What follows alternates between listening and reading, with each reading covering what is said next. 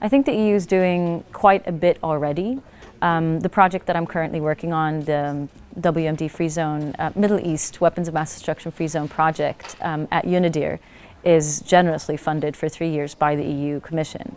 So the only thing that I feel is missing in the region of the Middle East, so at this point, is capacity building, especially when we think about the November conference, and if this process is going to carry through, we need to have people to which the baton can be passed down to, and fresh ideas that can come from the region and come up through the chains, through the ranks, in order to contribute better to new ideas and to the discussion as it moves forward with the new process.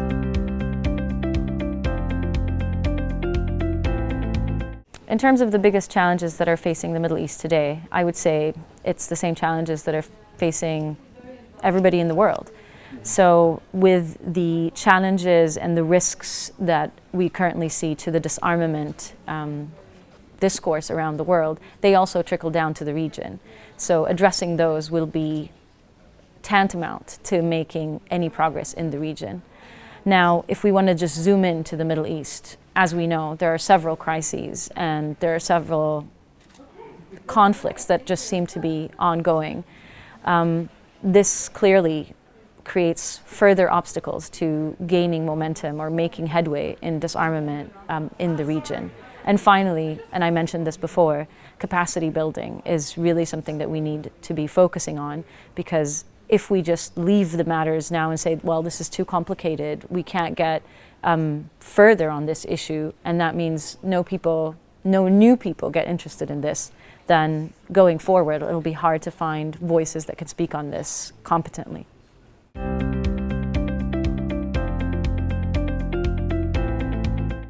You know, it's not my first conference, but this year it was remarkably frank. Maybe it's not a good sign. Maybe because the situation is getting quite serious in many regards, but exchanges were remarkably frank, active, honest, engaged, less formal than normal, and it has never been really formal. So it was a very useful place to talk for officials and academics. It's track 2 maybe track 1.5. It's always useful, and this year was probably especially useful.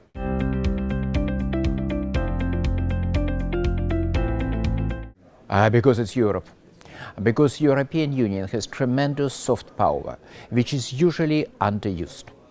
Because of all major states and confederations and regions, probably worldwide, no state, no region, no alliance can even come close to the amount of soft power Europe has. And this European soft power, its potential diplomatic influence, is very often not used in a proper way.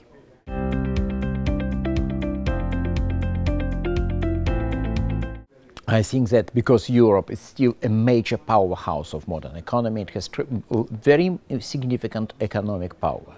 It still has some reasonably large and powerful armies, so it has hard power, but also it has authority, and in many international conflicts, Europe is seen as relatively neutral.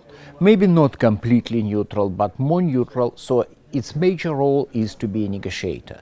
Be it increasingly difficult relations between the United States and Russia, in both countries the current governments sometimes behaving in, say, not particularly rational way, maybe North Korea, maybe Iran, where basically European Union has done a lot of efforts have been invested into Iran. So all these issues are important, and Europe is kind of good mediator, good participant in multilateral diplomacy.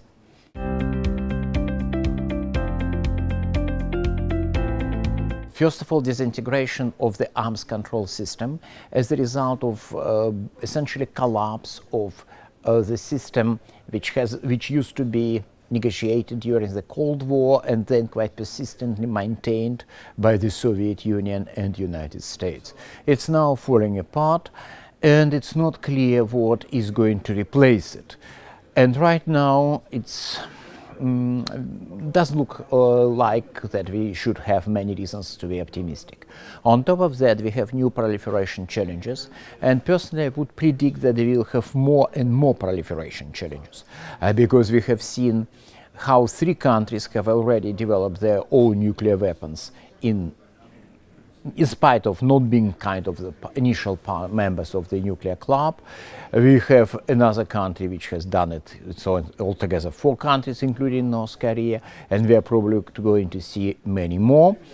And it's not a good news for people living on our planet. People now tend, especially in Europe, to talk about new challenges, environment, global warming. I'm a bit skeptical whether these challenges are that important. You know, if you live outside Europe, you sometimes tend to take old, good, traditional power politics far more seriously. And probably we are again in a world where the risk of nuclear exchanges, not maybe full-scale Third World War, but some kind of use of nuclear weapons is becoming real again.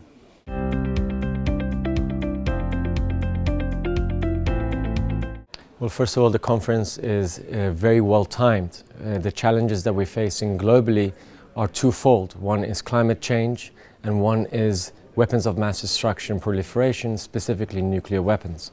So discussions over non-proliferation are paramount in how we can move forward as a global community in terms of addressing these challenges.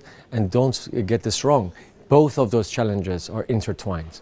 And a nuclear catastrophe can result in climatic changes. And in the same way, climate change will cause major disturbances on an epic level that will also create insecurities that may be responded by some states through the use of weapons of mass destruction. So I think these discussions on artificial intelligence, on the weapons of mass destruction free zone in the Middle East, and about non-proliferation in general is paramount for our future as a collective world community. Well, I work specifically on weapons of mass destruction, non-proliferation in the Middle East. So I'm an Iranian, and so for me, my geographic interest is the Middle East. And today, on the first day of the conference, there was discussions over the zone and how we can contribute to it.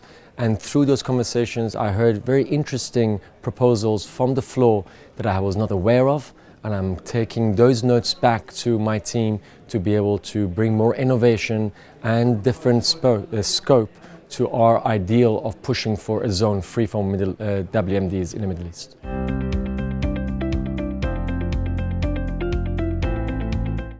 I think 3 things that are paramount. Number 1, EU is now, as a collective body of a regional body, has a weight on the international arena to push through non-proliferation.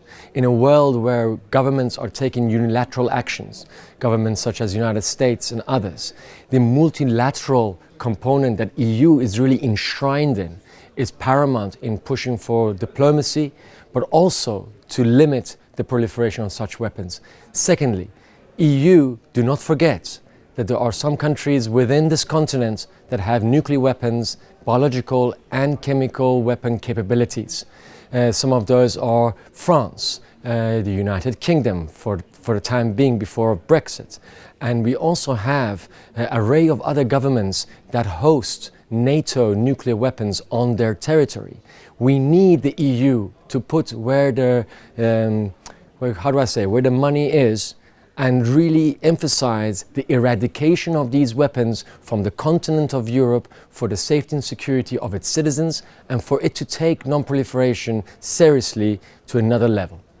And finally, on the EU point, they have really worked really well across the board in bringing support to initiatives such as the one that works on the weapons of mass destruction free zone in the Middle East through UNIDIR, a UN agency that does research. So we welcome their contributions and assistance to such programs, and yet we really will hope that the EU sees non-proliferation not just from the continent's perspective or from the global perspective, but specifically looking to the closest neighbors. Russia to your east is a large nuclear weapons state. to your south and to your southwest, you have a region of the Middle East which is your neighbor, and its instability and the proliferation of these weapons will be a direct threat to your national security and the security of the European Union.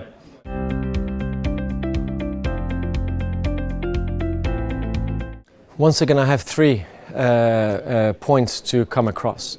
We are facing three major challenges that are not unique to the EU. Number one, as I mentioned, the rise of the far right, or governments that are based on unilateral actions and are taking their own national interests beyond what is the interest of the global community. That type of unilateral action will drive us closer to conflict and away from peaceful means of resolving our differences. So here I think for European Union within its own body is having some fractures that has to be sorted out, and I think European Union should advance the tenets of the European Union, which was based on a collective security, advancement and cooperation. We need that to be at the forefront of international, sort of trajectory of where we go. One. Number two, there's a lack of political will. European Union, by its stance economically, is on par with the largest economy in the world, the United States. In terms of its population, it's 1.5 times the population of the United States. In terms of its geography, it's situated in one of the most important areas of the world. It has all the capabilities to be able to be at the forefront, to stand up to the voices of no reason, unreasonability. What I would say is that we need real backbone from the leadership in the European Union to stand up to the threat to multilateralism, to the threat of international peace and security that is right now at our doorsteps by the actions of some countries, specifically global powers, that are really unraveling years and decades of work in bringing us all together. And for that, you need backbone, you need political will, stand up to the bully. And my final challenge that I see for the European Union in terms of non-proliferation is that, once again, it's easy and cheap to talk, but in your action, you have to lead the way by disarming the weapons that are in your territories, stop the ability of NATO to be able to put nuclear warheads on your continent, and by doing so, ensure that when you have the international arena under you, you can speak with one voice and with the conviction that you have acted on what you are promising, the end to weapons of mass destruction globally, anywhere else in the world. Do it, you can.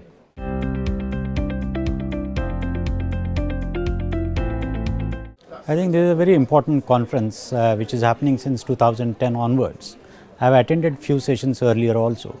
I think this is a very unique place where policymakers, academicians and practitioners come together, and there is a good exchange of thought which happens over here.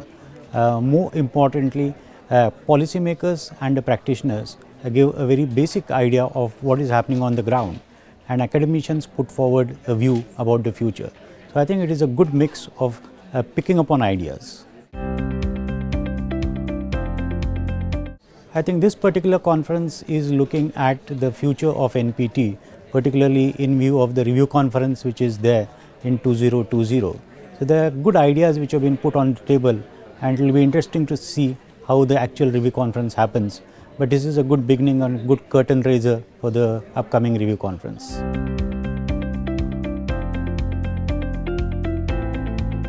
I think over a period of time, EU is playing a very important role as far as non-proliferation is concerned.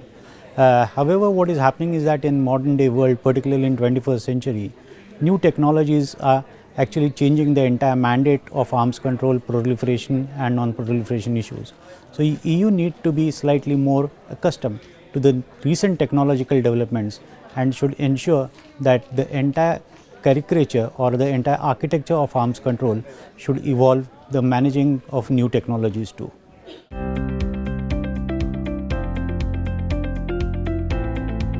The challenges in front of non-proliferation and disarmament are, over a period of time, these issues are there on the table. It can't be considered as a 100% successful process, but one has to keep on trying, because under the present circumstances, it is one of the most useful process. And I think what EU needs to do is that is to continue with the same rhythm which we are doing in the past too.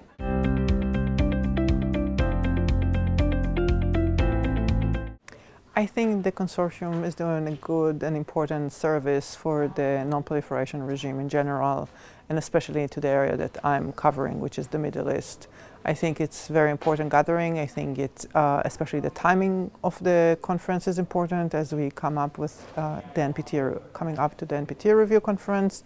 And I think it's both hearing some of the issues and challenges as well as coming with some ideas and solutions how to go forward. I think it was very clear, especially in the first panel, when Ambassador Ulyanov and Dr. Chris Ford had a very profound disagreements about how the world and the non-proliferation should look like, and that was an important to hear it as we go and do it before the NPT review conference rather than to get to the NPT review conference and have all disagreements then. I think the important part is also to think about how to go forward and what can be constructive areas that both countries can work together.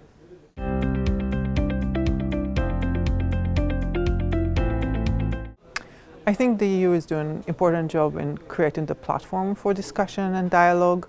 I think the EU also is very good in finding common grounds in some very debated and problematic areas like the JCPOA, as well as verification, CND, the ban treaty, and the arms control issues.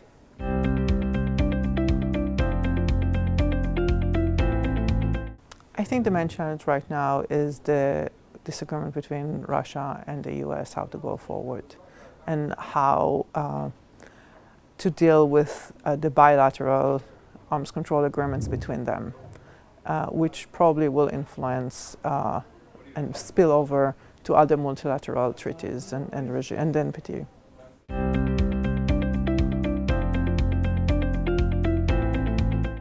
I would say it's been a very, very rich discussion over the past few days, focused primarily on non-proliferation issues, with the exception of the panel this morning that looked at regulating arms trade, which focused on the conventional weapons. The heart of the debate has really been on non-proliferation mechanisms, and it's very interesting to hear the different views from the several countries that have been participating. It's a shame that not more Latin American and Caribbean states have participated today, because I think it would have been very beneficial for everyone to hear not only from many of the donor states, but also from many of the recipient states that are working on these issues. During the conference, what do you think were the most important and the key moments of the conference? Well, I think all of the issues that went around the nuclear-free zones yesterday was very, very interesting. The ability to look also at new and emerging topics such as cybersecurity, artificial intelligence, and how that is having an impact on warfare in general and crimes. And then today to look at more traditional issues that deal with the small arms issues. One of the participants pointed out that really the weapons of mass destruction in the world remain to be the conventional weapons and the small arms in particular. So to be able to combine those two topics and to go from the big macro issues but also to look at the more granular topics is something that's very, very important, and that came through the debate this morning also.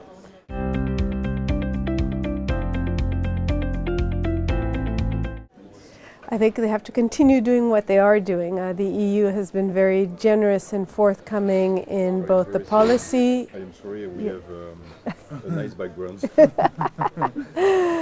Can you just repeat? that last question? Yes. Yes, well, I think the EU must continue to do what it is doing. The EU has been very generous in both the time and the efforts that it invests in non-proliferation and disarmament issues, to continue to be working on the bilateral mechanisms also, and really looking at understanding that sometimes the best practices comes from within the region, and so that the EU support be focus not only on providing EU technical assistance and best practices to states that are receiving the assistance, but also to foment South-South cooperation, because often the models that we have in European or North American countries do not translate as easily to other states of the world. And so fomenting South-South cooperation within the EU non-proliferation and disarmament projects is something that's very, very important. And the EU does this, but I think we need to do more of this.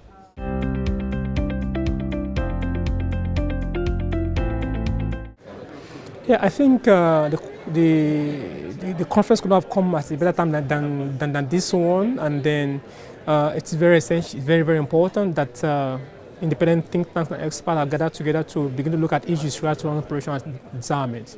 And then during this conference, we've been able to assess some areas of challenges, new issues that probably before now were not really looked into. We've seen the new trend, the emerging issues, new areas of challenges, new areas where we need to begin to focus on. And then for me as well, I also appreciate the beauty of bringing people from across Europe and then come from Africa as well. I think it's very important to also begin to look at the perspective, of an expert from Africa. So the conference has been able to identify some of the challenges in issues related to non-proliferation and disarmament, like I said earlier on, and then the emerging trends and what can begin to expect. So we've been able to look at what's ongoing now, and then we can also project into what should we expect, in the future regards to arms control or non-proliferation issues. For instance, we talk about NPT. We've been able to assess, for instance, what we should be expecting in the next year review conference. And then today as well, we'll talk about arms control, arms regulation, conventional arms trade regulation, which has also been able to brought about ideas from different experts on different perspectives on these issues. So far, I think it's been very good. Yeah.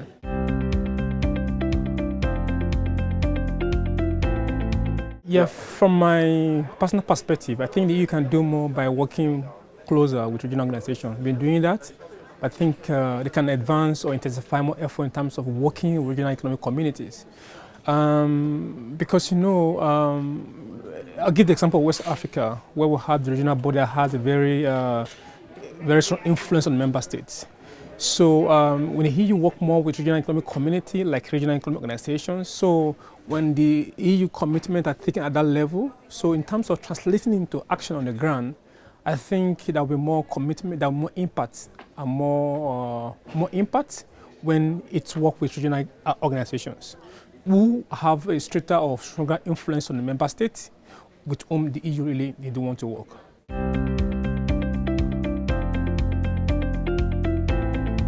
Well, in my view, maybe I can talk about the challenge in regards to the legal instruments, and also talk about with regards to the state actors themselves. I think one thing I would like to highlight is the need for state to merge commitment with practice. You see, there is one thing to make commitment, but then what in terms of regional instrument, in terms of legal instrument, in terms of treaties, but what about the actual practice? So the challenge is that you find out that states really do not really translate the commitment they make on the text to actual practice on the ground. So for me, that's one of the challenges which I think states need to really step up to address. Secondly, some of the regional instruments, some of the international instruments or legal instruments on harms or on disarmament and harms control really do not take into consideration some of the national peculiarities or national context. And that's where the existing regional instruments stand a gap to play. So I think when we do a hybrid merging of regional instrument with existing international instruments, some of the loopholes or gaps in the international instrument can be resolved. So the challenge is the gaps in the inefficiency of such international instruments will be resolved when there's an hybrid merging of regional instruments with international instruments. So that will address some of the challenges in this legal instrument with which we intend to, or with which we seek to address non-proliferation and disarmament.